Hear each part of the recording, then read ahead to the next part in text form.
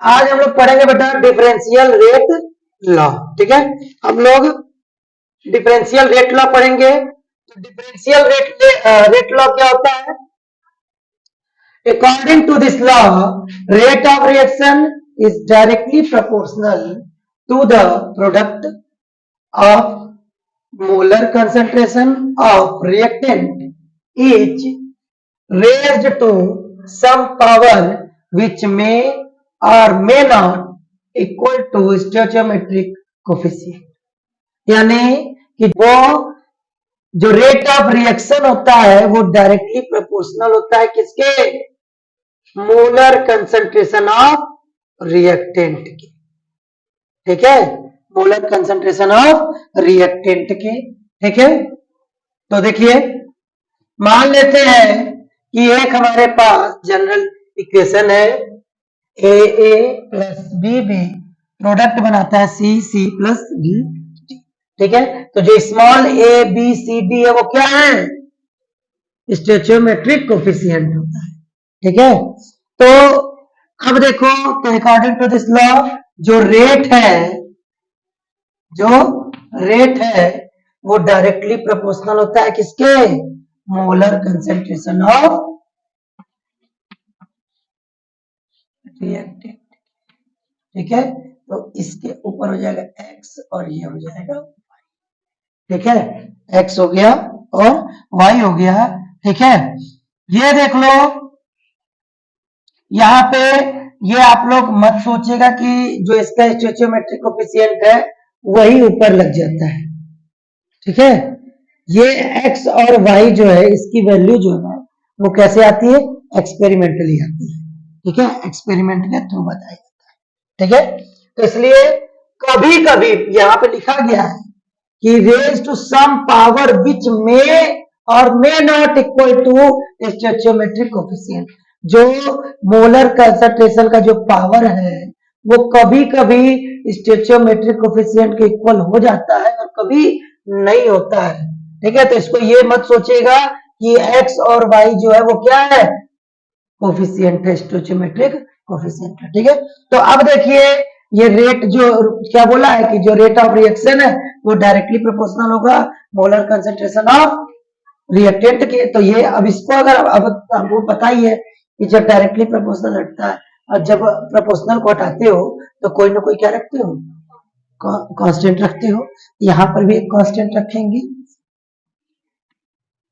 Rate is equals to K A to the power X and to the power Y. ठीक है, तो के एक हम क्या रख दिए? कांस्टेंट रख दिए। ठीक है ना, तो वेयर के इज कांस्टेंट है। ठीक है, स्पेसिफिक रेट कांस्टेंट भी बोला जाता है। तो ये के हो गया। ठीक है, लेकिन अब हम लोग बेटा बात किस चीज की कर रहे हैं? डिफरेंशियल की, रेट लॉ के डिफरेंशियल की। यहाँ डिफरेंशियल का भी हम लोग क्या यूज करेंगे? ठीक है, तो डिफरेंशियल का यूज कर दो तो रेट यानी आर। ठीक है, तो जब डिफरेंशियल करोगे तो क्या हो जाएगा? D R by D T. और चूंकि क्या है, रेट जो है किस पे डिपेंड करता है? रिएक्टेंट पे। तो रिएक्टेंट किस डायरेक्शन में होता है? यानी हमेशा रिएक्टेंट क्या होता है? कम होता है। रिएक्टेंट हमेशा क्या होता है? कम होता है। तो ये हो गया और ये हो गया के e to the power x and b to the power y। ये हो गया हमारा क्या? Differential rate law. ठीक है, इसको हम लोग बोलेंगे डिफरेंशियल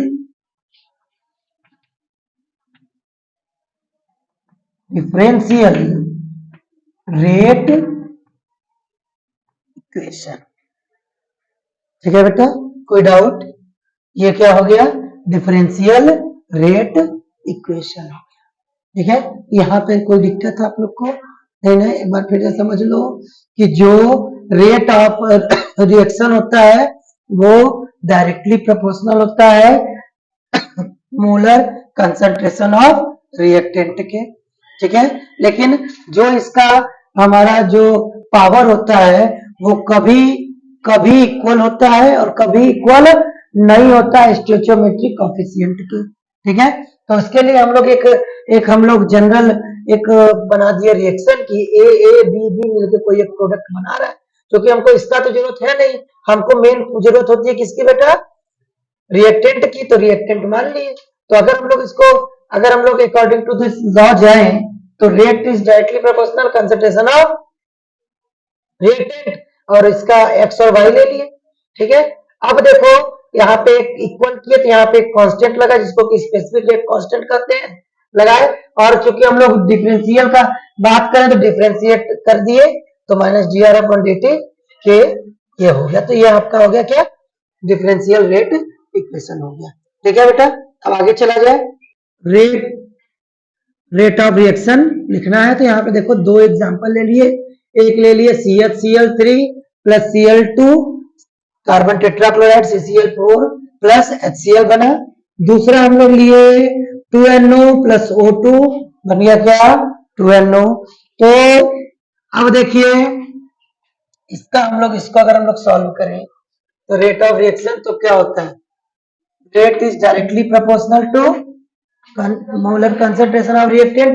तो कंसंट्रेशन क्या है बेटा, ए की जगह है CHCl3 है कि नहीं, और ये हो गया X। दूसरा बी की जगह क्या है बेटा, Cl2, ये क्या है, ठीक है। तो हम आपको पहले भी बताए X और Y की वैल्यू कैसे आती है, बाय एक्सपेरिमेंट आता है। तो अब यहाँ पे रेट is equals to के CHCl3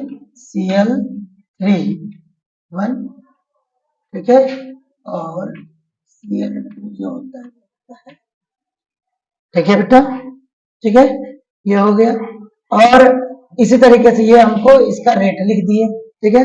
सेकेंड हम लोग आएंगे 2NO और इसका रेट ऑफ रिएक्शन लिखे, तो rate directly proportional concentration NO plus O2, ठीक है। ये क्या हो जाएगा X और ये हो जाएगा Y। हाँ दिया है, बताएंगे, अभी बताते हैं, ठीक है। अभी कुछ एग्जांपल भी आगे बढ़ोगे तो पता चलेगा।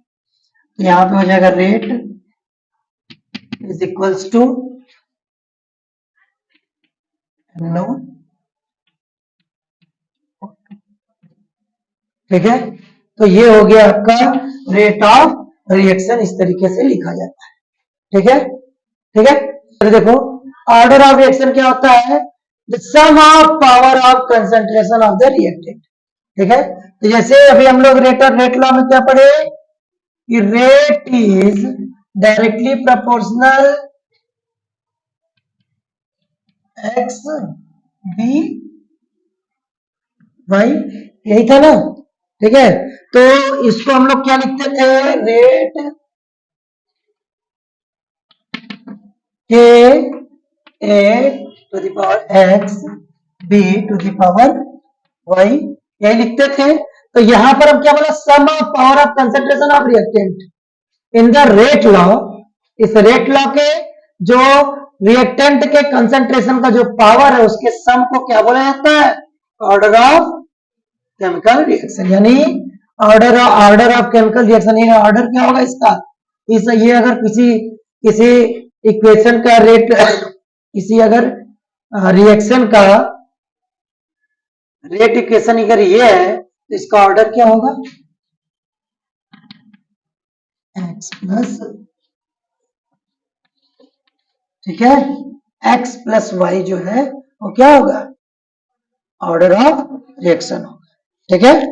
तो ऑर्डर ऑफ रिएक्शन बताता क्या है, ऑर्डर ऑफ रिएक्शन क्या बताता है कि कंसंट्रेशन जो है, ठीक है, रिएक्टेंट पे किस तरीके से डिपेंड कर रहा है, कितना डिपेंड कर रहा है, ठीक है। कोई भी रिएक्टेंट किसी भी रेट के, जो कोई रेट रेट है किसी भी इक्वेशन किसी भी रिएक्शन का, ठीक है, रेट ऑफ रिएक्शन है, ठीक है, उस पे रिएक्टेंट का कंसंट्रेशन जो है किस तरीके से डिपेंड कर रहा है, वही कौन बताता है, ऑर्डर। ठीक है, तो ऑर्डर देखो कई टाइप के हैं, zero order reaction, first order reaction, second order reaction, ठीक है, थर्ड ऑर्डर रिएक्शन। लेकिन आपको सिलेबस में केवल जीरो ऑर्डर रिएक्शन पढ़ना है और फर्स्ट ऑर्डर रिएक्शन पढ़ना है। Zero order reaction, zero order reaction का मतलब क्या है कि ये एक्स और वाई का सम क्या होगा, जीरो होगा, ठीक है, एक्स और वाई का सम क्या होगा, जीरो होगा। रिएक्टेंट यानी कि X plus Y is equals to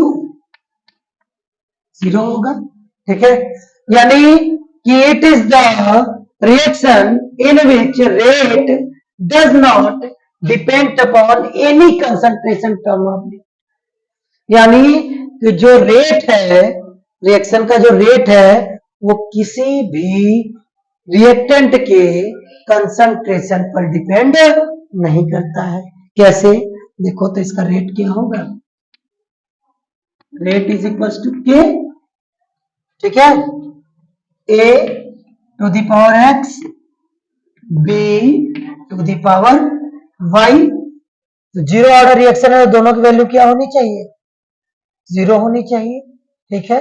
तो अब देखो, तो जो तो किसी का ही पावर जब जीरो होता है तो इसकी वैल्यू क्या होती है, वन हो जाती है, यानी कि जो रेट है वो क्या हो जाएगा,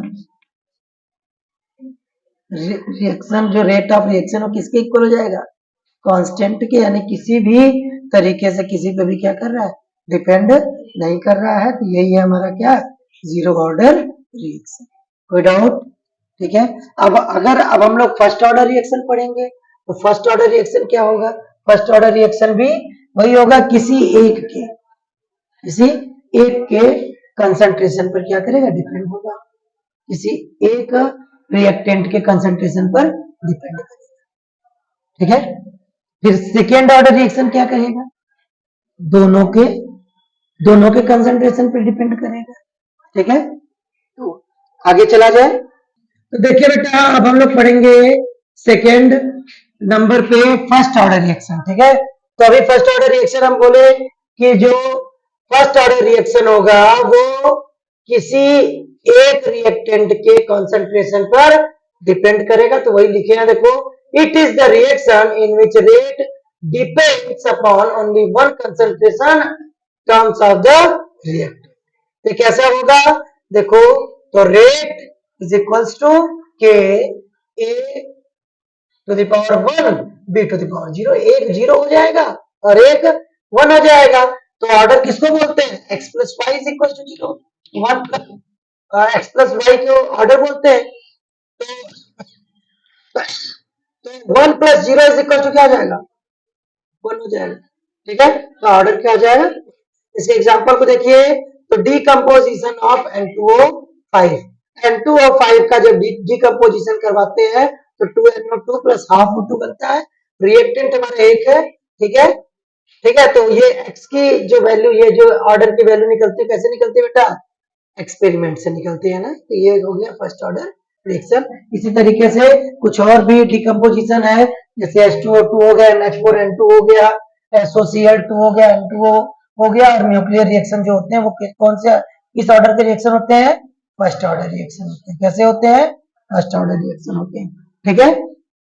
सेकेंड ऑर्डर रिएक्शन क्या बोलता है, it is the reaction in which rate depends upon two concentration terms of reactant, ठीक है, रिएक्टेंट के टर्म पे दोनों कंसंट्रेशन पे डिपेंड करता है, ठीक है। कभी कभी ये भी हो सकता है बेटा, किसी एक पर ही दो हो जाए, एक पर जीरो हो जाए, ठीक है। तो इस तरीके से इसका ऑर्डर देखो निकलेगा। तो इसके अगर कुछ एग्जांपल देखा जाए तो HI हाइड्रोजन आयोडाइड है, ठीक है, हाइड्रोजन प्लस आयोडीन बना दिया, जिसके की रेट ऑफ रिएक्शन तुम्हारे HI निकलेगा, ठीक है,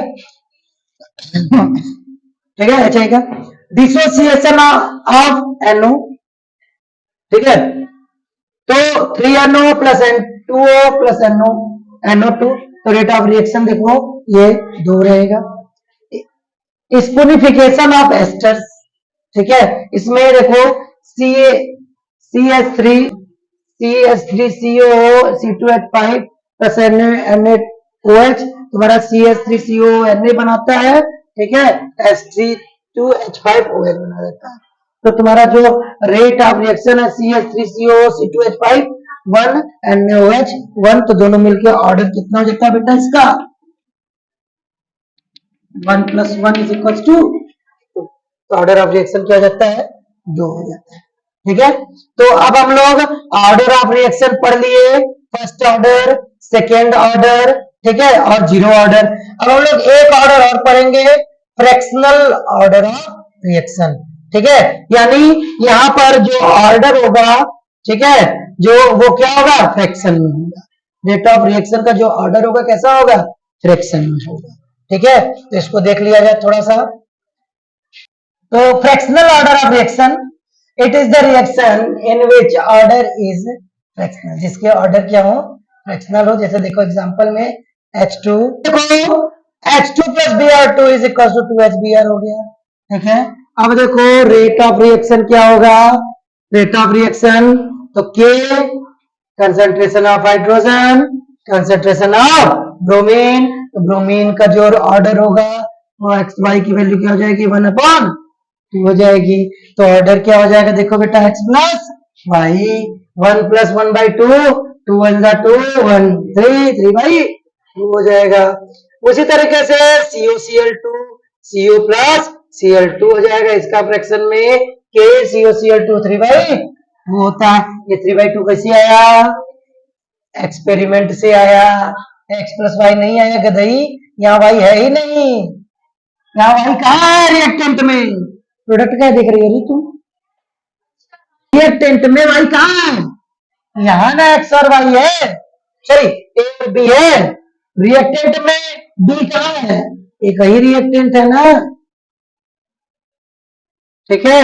तो एक ही रिएक्टेंट है, तो जब एक ही रिएक्टेंट है तो इसका सम ऑर्डर क्या हो जाएगा 3/2 हो जाएगा, है। तो अब हम लोग क्या निकालेंगे यूनिट ऑफ रेट कांस्टेंट निकाल दिया जाए, यूनिट ऑफ रेट कांस्टेंट निकालना, ठीक है। तो अब देखो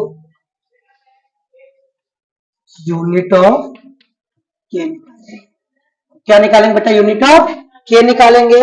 तो यूनिट ऑफ के निकालोगे तो के = क्या होगा रेट अपॉन a के पावर x और b के पावर y, ठीक है। यहां पे यानी कि रेट है, रेट का मतलब हो गया कंसंट्रेशन, ठीक है। रेट ऑफ रिएक्शन यानी कंसंट्रेशन अपॉन टाइम, ठीक है। ये क्या हो गया कंसंट्रेशन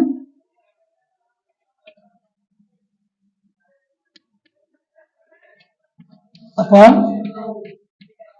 टाइम, और ये देखो ए और बी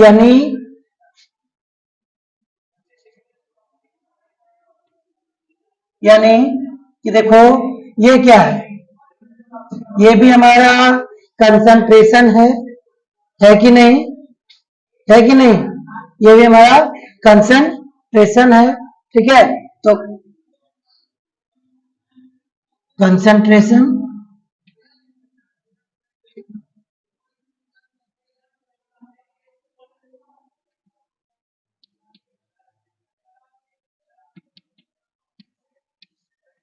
x + y,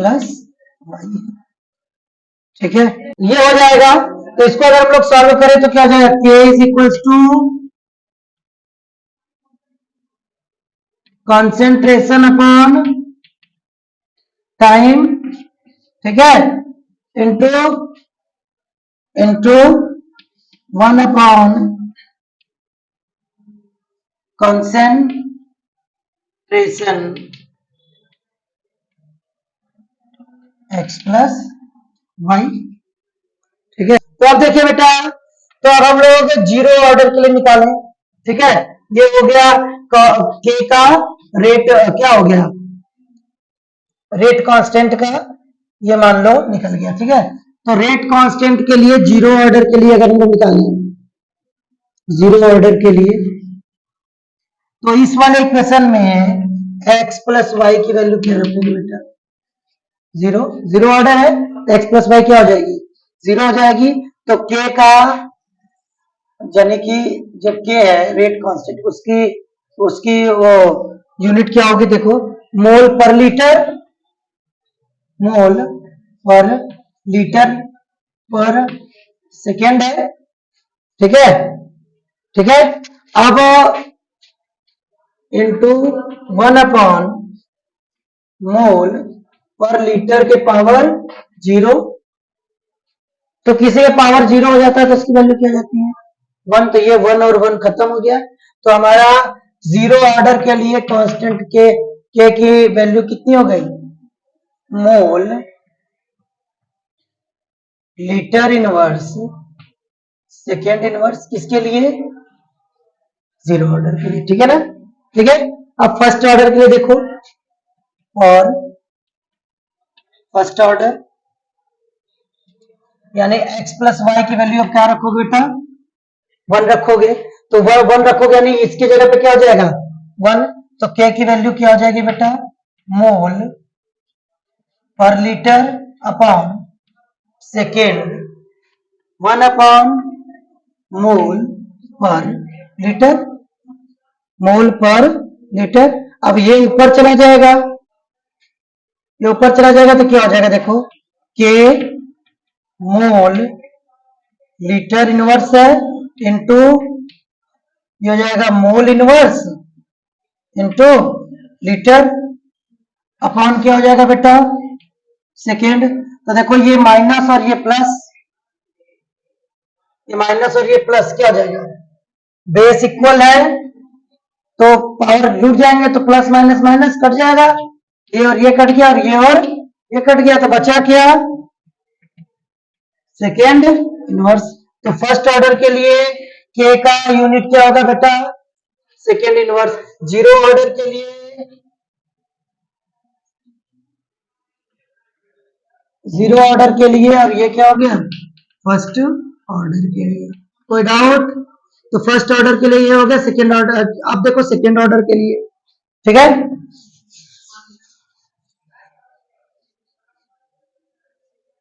अब देखो बेटा सेकेंड ऑर्डर के लिए, तो फॉर सेकेंड ऑर्डर, जब सेकेंड ऑर्डर के लिए करोगे तो k की वैल्यू मोल पर लीटर अपॉन सेकेंड इंटू 1/मोल पर लीटर के पावर क्या हो जाएगा बेटा? 2 हो जाएगा। तो अब देखो इसकी वैल्यू हो जाएगा k mole litre inverse into mole का power -2 into L square upon second. अब देखो मोल ये हो जाएगा क्या? k is equal to mole inverse litre per second, ठीक है, या litre mole inverse second inverse, किसके लिए? सेकेंड ऑर्डर के लिए। यहां तक किसी को कोई डाउट? कोई डाउट नहीं ना? फर्स्ट ऑर्डर के लिए k का हम लोग निकाल लिए, सेकेंड ऑर्डर के लिए निकाल लिए और जीरो ऑर्डर के लिए निकाल लिए, कोई दिक्कत नहीं ना है, ठीक है। तो चलिए बस करते हैं आज के लिए, ठीक है ना बेटा? ठीक है, चलो।